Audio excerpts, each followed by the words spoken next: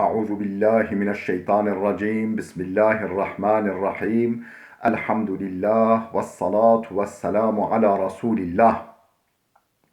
Değerli arkadaşlar, Farsça Kıssahı Kur'an derslerimizin 83.sünü yapmak üzere birlikteyiz.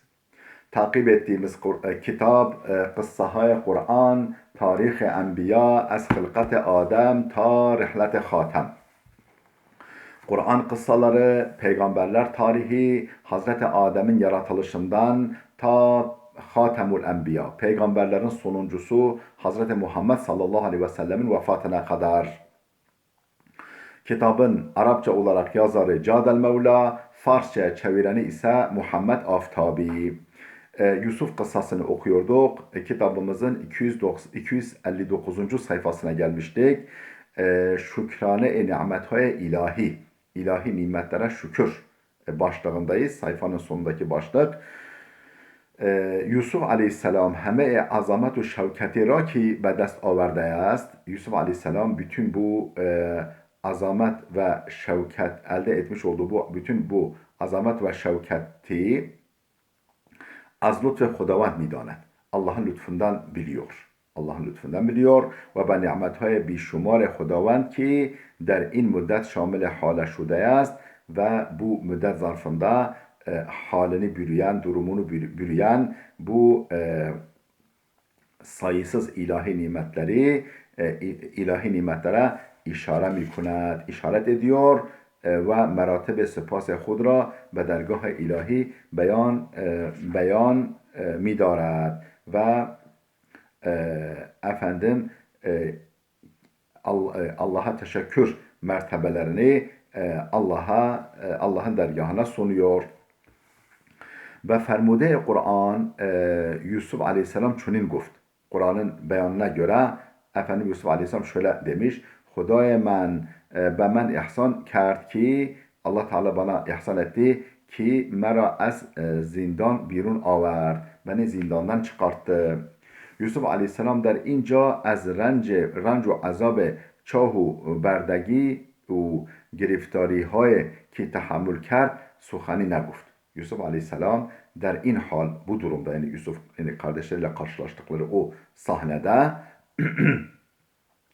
işte o buluşmada der anca orada az renc ve azab çahu berdegi efendim ondan sonra o kuyu, ondan sonra kölelik ve geriftarhaya ki tahammül kert, ondan sonra ve tahammül ettiği, katlandığı o sıkıntılar, mesela zindandaki durum, bunlardan suhani neguf. Bunlardan söz etmedi.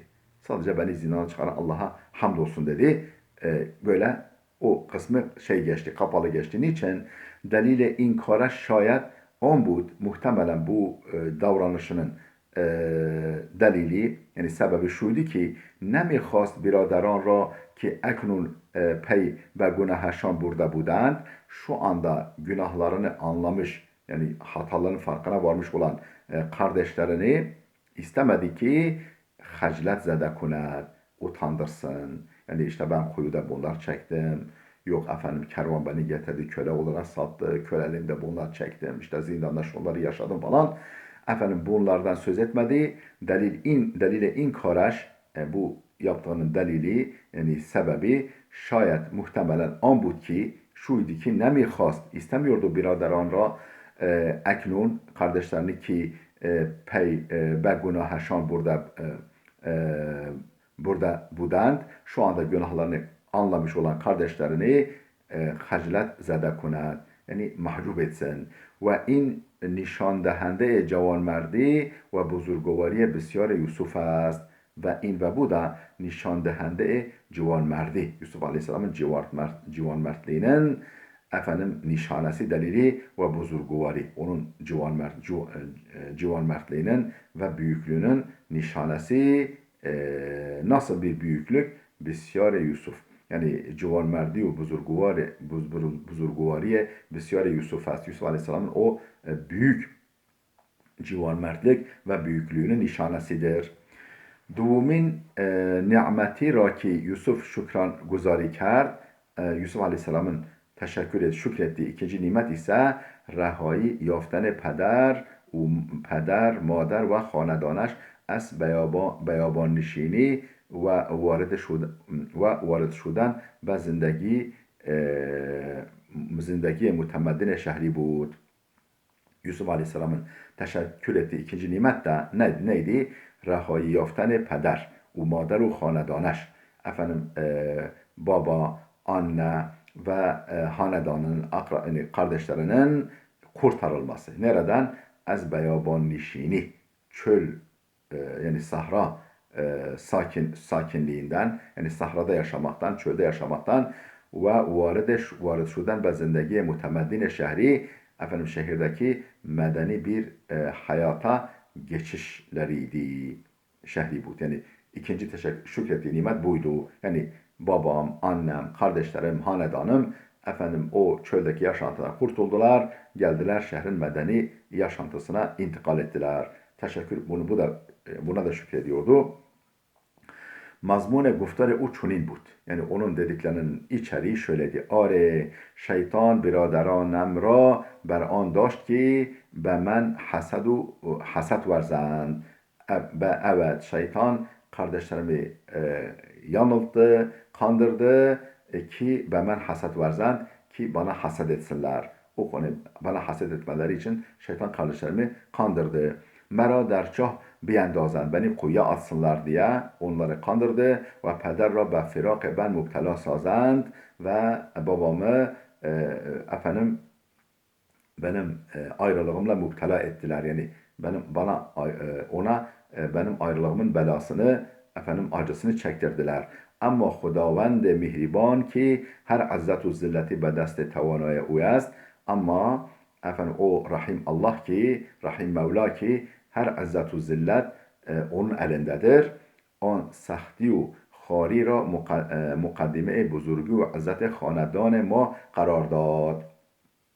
İşte o her türlü izzet و zilleti elinde tutan Allah Teala, o Rahim Allah, on sahti و خاری را bütün o sıkıntıları, o zilleti, o sürülmeleri mukaddeme buzurgi ve izzet hanedan ma karar dad. Bizim efendim ailemizin büyüklük ve izzetine vesile yaptı, mukaddime yaptı, bir vesile yaptı. Ve şuma hem der kenar men ta'm این شکوه و آسایش را چشیدید ve şuma hem siz de der kenar men benimle beraber benim yanımda siz de benimle beraber ta'm این şukuh ve asayiş bütün bu efendim ihtişam ve bütün bu ihtişam ve huzurun zevkini tadıyorsunuz. Hep beraber bu ilahi nimetten istifade ediyoruz.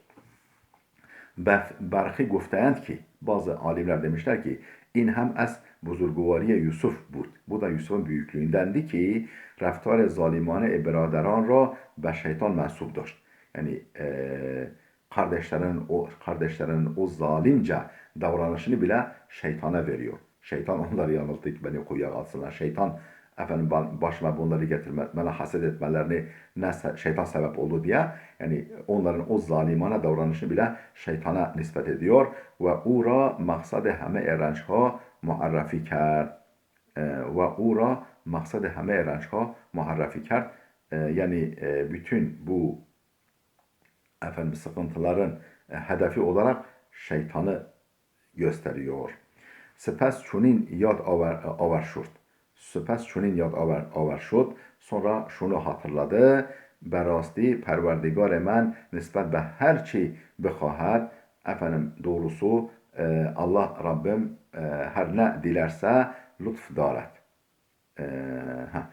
Perverdigar men nispet be her çi bخواهد لطف دارد و به درستی که او دانا و فرزانه است. Ne dedi? Berasti doğrusu muhakkak perverdigar men nispet be her çi bخواهد her ne isterse lütf daret. Ve به درستی ki o dana ve ferzandan است. Yani her ne istediysem Allah verdi bana ve be درستی ki o dana ve ferzane است. Ve doğrusu Allah efendim alim ve hakimdir. سپاس نعمت و آخرین درخواست از خدا. سون نعمت و آخرین درخواست از خدا و Allah'tan son isteği. Son nimet, daha doğrusu özür dilerim. Sepas nimet, nimete teşekkür ve ahirine derhast az Huda ve Allah'tan son isteği. Yusuf aleyhisselam ki در hiç hal Huda را فراموش نکرده بود. Yusuf aleyhisselam ki hiçbir halde Allah'ı unutmamıştı ve همیشه hatta در اوج سختیها و belaha ve her zaman hatta sıkıntıların ve belaların zirvesinde bile beyad Huda بود. Hep Allah'ı hatırlıyordu ve her hal خود را تسلیم اراده او میدانست و در هر حال خود را her halinde teslim irade o میدانست, kendini onun iradesine teslim ediyordu, teslim olmuş biliyordu. از او به خاطر همه نعمتهای کوچک و بزرگی که به وی ارزانی داشته است و از او daha doğrusu از او به خاطر همه نعمتهای کوچک و بزرگی که به وی ارزانی داشته است ve kendisine ihsan etmiş olduğu büyük küçük bütün nimetlerden dolayı, yani Allah'ın kendisine lütfetmiş olduğu, ihsan etmiş olduğu büyük küçük bütün nimetlerden dolayı teşekkür-ü sepasguzari kar, teşekkür ve hamd ediyordu. Teşekkür ve hamd etti. آنگاه روی نیاز به درگاه او سایید و چنین درخواست کرد. آنگاه o sırada, yani o an روی نیاز به درگاه او سایید, onun dergahına duayla yüz sürdü, Allah'ın dergahına ve çunin derhast kerd ve şunu diledi. Perverdigara, Rabbim tu ilmi tabir خواب ben amukti. Sen bana rüyaları tabir etmeyi öğrettin. Ve mera fermanrevayı Mısır gerdandi. Beni Mısır hükümdarı yaptın. Tuy aferidegar asimanha و zemin. Göklerin ve yerin yaratıcısı sensin ya Rabbi. Perverdigara, Rabbim mera Müslüman و fermanberdar bimiran. Beni Müslüman olarak fermanını dinleyerek, yani fermanına itaat ederek bimiran, o şekilde canımı al. Beni Müslüman olarak öldür, yani canımı al ve sana itaatkar olarak canımı al. Ve ben nikan mulhak ferma ve iyilerin arasına kat beni. Evet, Yusuf nikukar ve perhiskar. Bu salih ve takvalı Yusuf, حال که درخواستی از درگاه الهی دارد, Allah'ın dergahından bir dileği olduğu bu anda, Allah'ın dergahında bir dileği bulunduğu bu anda duayaş فرمانبرداری وی است و خواستش آن است که بتواند همیشه و در همه حال تسلیم فرمانهای الهی باشد. حال که درخواستی از درگاه الهی دارد, yani Allah'ın dergahında bir dileği bulunduğu bu halde duayaş, onun duası neydi? Fermanberdariye ve yast. Allah'a itaatti. Yani ya Rabbi hep sana itaat edeyim. Ve hastaş dileği ise an است ki, dileği şudur ki betavanet hemişe ve der heme hal ve her sürekli ve her halükarda teslim fermanهای ilahi başad.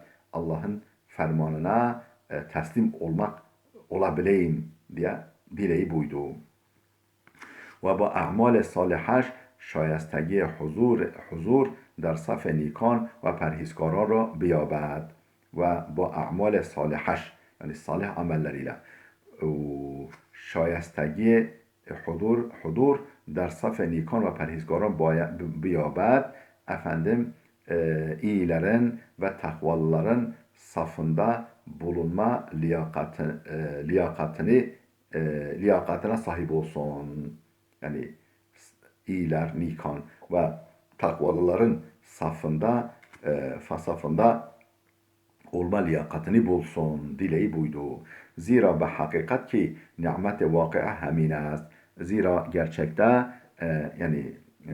gerçekte hakiki nimet budur. Yani Allah'a sürekli teslim olabilmek, Allah'a sürekli itaatkar olmak ve takvalılar arasında yer almaktır hakiki nimet.